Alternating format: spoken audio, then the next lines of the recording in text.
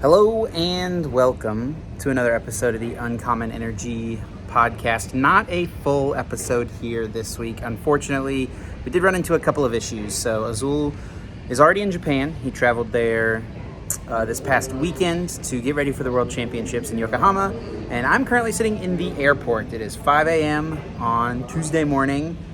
And we normally record Monday nights, and that was our plan. We were going to record Monday nights still, just like we always do, because it would be daytime for Azul, and it would be, our normal time for me. But there was a bad storm at my house, and we lost power. And we lost power pretty much for the entire night. I think it just came on. My wife texted me at 4:30, whenever I was already at the airport, that power had come back on. So we did not get to record our full Worlds episode, which we're pretty bummed out about. But we did want to still get something out there. So what we've done for this week's episode, I guess this week's feature, this week's special, something like that. We're not going to call this a full episode. We just went through some predictions for what we think is going to happen at the World Championships. A mix of the decks we think will do well, the players we think will do well, where those players will be from, all kinds of fun predictions. So Azul and I have not seen his predictions. He's already sent them to me, but he obviously recorded his before me, so he did not see mine. So we will, we'll see whenever I'm editing this together how similar or different our predictions are, and who next week, whenever things are all said and done, who was a little closer. I appreciate everyone for understanding that we couldn't get the full episode out this week. I promise we tried. I waited until very late at night. Power did not come back on.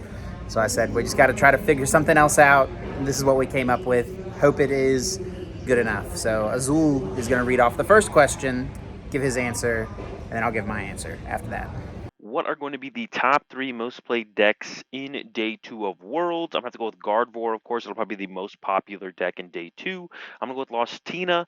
Been a really popular deck lately. I think that trend is going to maintain. I actually think Chien Pao also been a very popular deck online. I think that'll also maintain going to the World Championships, and that'll be the third most popular deck, but not by a whole ton.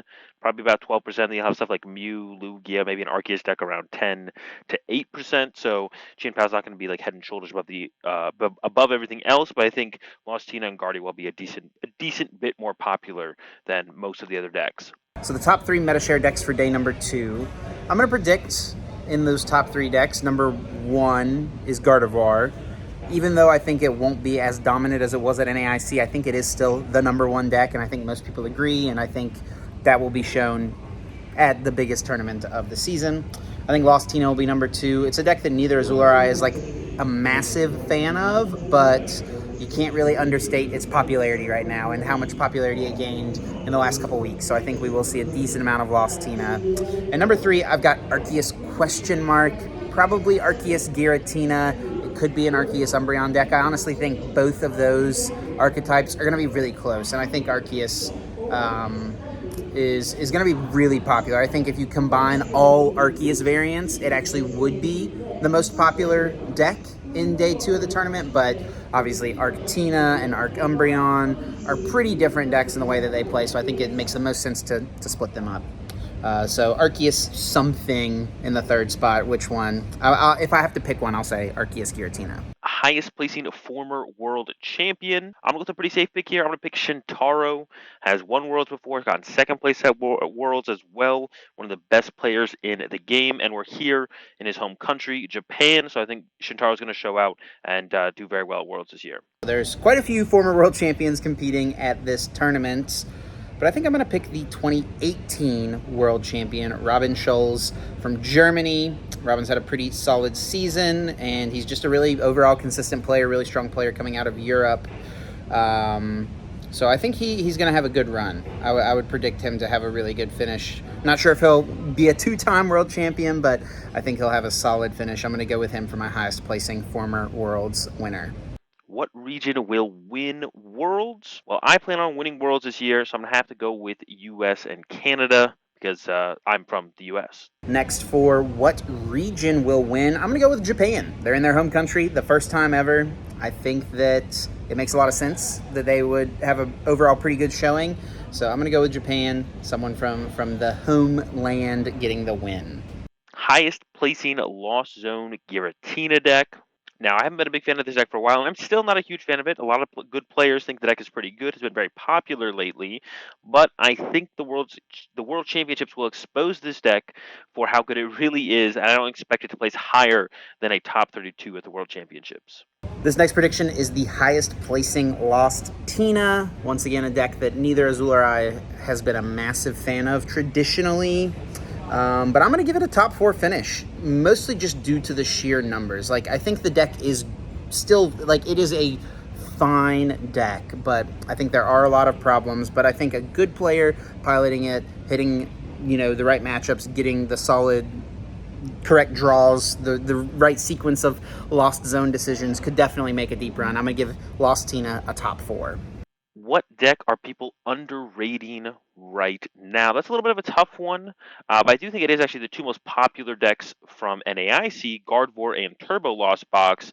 Everyone respects these decks as being top decks. They are very good decks. They will be reasonably popular at Worlds. Gardevoir will probably be the most popular deck, but I don't think either of those decks are being heavily looked at as far as decks that people are looking to tech for or trying to make sure that they can beat going into the tournament above some of the other stuff. To me, I think the deck that people are underestimating right now is Lugia. I've seen a lot of people online just straight up calling Lugia a bad deck, and I really don't think Lugia is bad. I think Lugia would be a solid play for this tournament, to be honest. I think it does fine against the Arceus decks, which is maybe one of the more important things to be able to have an answer to. I think it does pretty decently against Chien Pao. If you go first, you just kind of can win the prize race, and if you go second, you can try to get some stuff in with the boss Excalibur.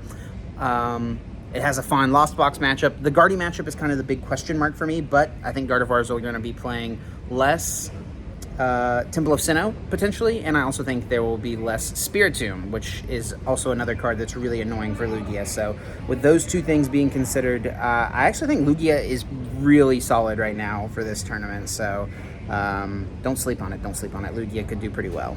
What low tier deck has the highest chance to make top cut? I'm going to go with Sablezard on this one. There's not really that many low tier decks that are actually powerful enough to probably make a run at World. I think Sablezard is probably one of them, though, and that's why I'm going to go with it. I think Sablezard is still pretty solid overall. I kind of feel like it's in that Lost Zone Tina category for me, where it's just like a couple points from being considered a good deck. So if something like a Sablezard made top 8, I wouldn't be surprised, but it's definitely not something I would expect. Next, we're doing what low tier or tier 3 deck, I guess, has the best shot to make top cut. So this would be anything you'd put in kind of that tier 3 or lower category.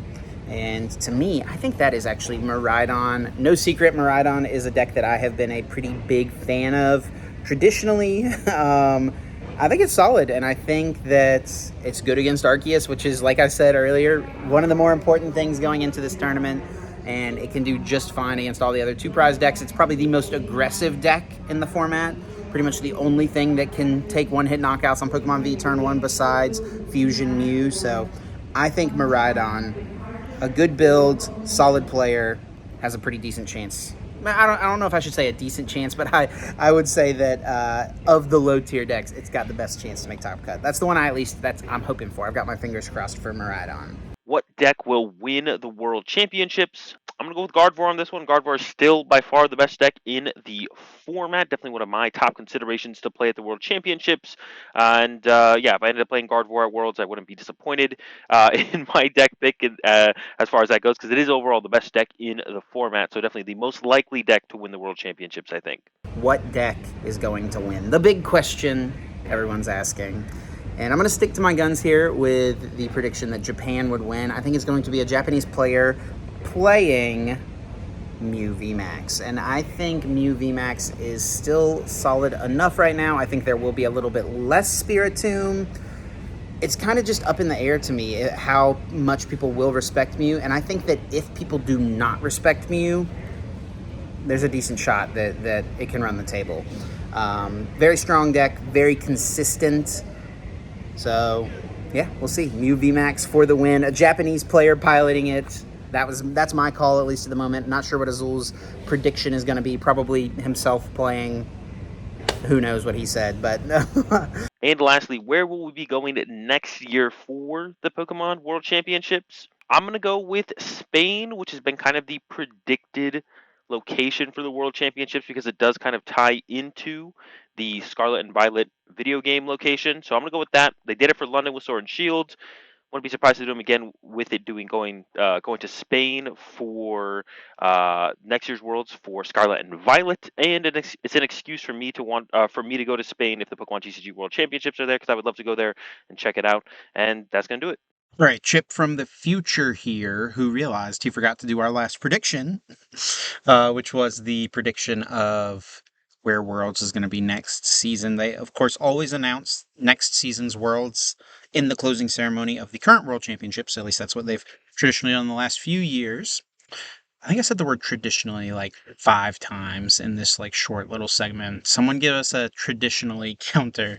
I noticed that when I was editing this video. So yeah, I think that we are most likely coming back to the United States. That would be my prediction.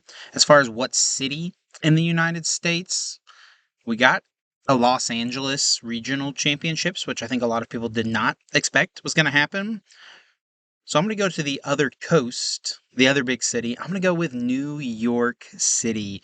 Never been a major Pokemon tournament in New York. So a New York City World Championships, I think, would be super, super cool. I imagine a Statue of Liberty Pikachu, something like that for the World's plush. So I think there's so much they could do with it. There's few more American cities than New York, so I would love to see New York City Worlds. We'll see what happens. Yeah, once again, I appreciate everyone understanding the difficulty this week. We wanted to get something out. Hope that our little predictions here for the last second were enjoyable. If you want to catch the World Championships action, be sure to check it out on the Pokemon YouTube and Twitch channels. I will be casting, Azul will be playing, so you can keep up with both of us throughout the course of the weekend. You can also do that on X.com. You can follow me at Chip Ritchie, Azul at AzulGG, Azul_GG, excuse me. And the podcast is at Uncommon_Energy. Also, we are unfortunately not going to be doing a Patreon bonus episode this week because there's no main episode. So, really sorry to our patrons. But I hope everyone is understanding that this situation was unpredictable, you could say.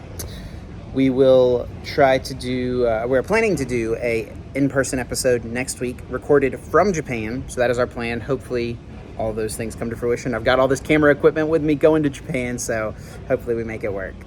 Thanks so much for the support, guys, and we'll see you in Yokohama.